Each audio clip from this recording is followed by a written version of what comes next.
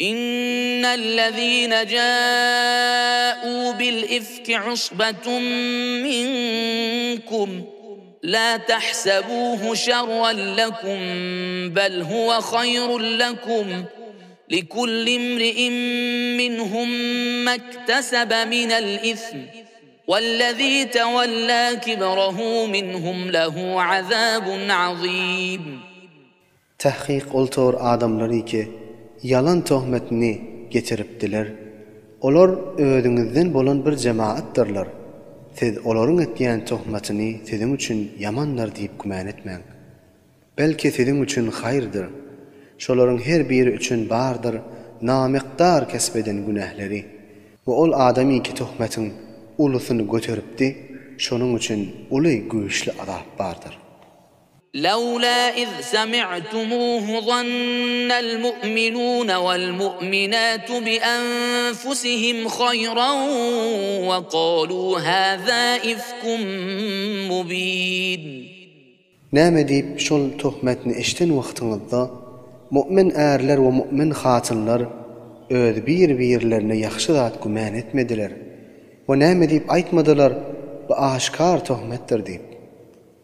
لولا جاءوا عليه بأربعة شهداء فإذ لم يأتوا بالشهداء فأولئك عند الله هم الكاذبون.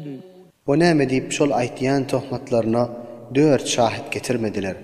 Pes wagty ki şolar 4 şahit getirmeseler, pes şolar Hudaýyň ýanyna ýalançydyrlar. ولولا فضل الله عليكم ورحمته في الدنيا والآخرة لمسكم فيما أفضتم فيه عذاب عظيم. وإگر size Hudaýyň fazly we rahmeti dünýäde we ahiretde şamil bolmasady, elbette nihayetde güýçli azap degirdi. Töhmetin sohbetine meşgul bolmagyň sebäpli. إذ تلقونه بألسنتكم وتقولون بأفواهكم ما ليس لكم به علم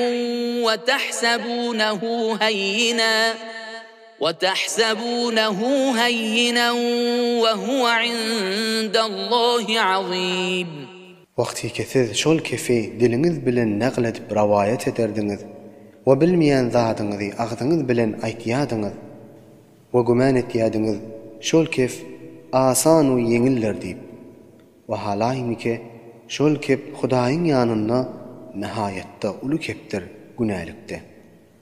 ولولا إذ سمعتموه قلتم ما يكون لنا أن نتكلم بهذا سبحانك هذا بهتان عظيم. ووقتي كثير شول كيف اشتغلده näme diýip aýtmadyňyz, bize bu kepde keplenmegimiz dogry däldir diýip. Ey Allah, sen hemme aýby naqsdan pak we munazzahdirsiň. Bu kep nihayetde uly töhmetdir diýip aýtmadyňyz. يعظكم الله أن تعودوا لمثله أبدا إن كنتم مؤمنين. Allah tebarek ve taala size nasihat etýär, eger mu'min bolsaňyz bu tekin töhmetini hergiz etmesizlik bilen. ويبين الله لكم الآيات والله عليم حكيم. Ve Allah tebarek ve taala size ayetlerini beyan etýär ve Allah tebarek ve taala bilýän we hakimdir. إن الذين يحبون أن تشيع الفاحشة في الذين آمنوا لهم عذاب أليم في الدنيا والآخرة والله يعلم وأنتم لا تعلمون. Tahqiq oltor adamları ki musulmanlarda fahişe işlerinin şaýy bolmagyny istəyärdiler. Şolar üçin dünýäde we ahiretde güýçli azap bardyr. Ve Allah tebarek ve taala fitneçileri ve yalançylaryny bilýändir we siz bilýän däldirsiniz. ولولا فضل الله عليكم ورحمته وأن الله رؤوف رحيم. Ve eger Hudaýyň tezlere fazl-ı keremi we rahmeti bolmasady we Allah tebarak we taala bendelerine muşfiq we mehreban bolmasady, onda bu wakyada köplerçe adamlar helak bolardylar.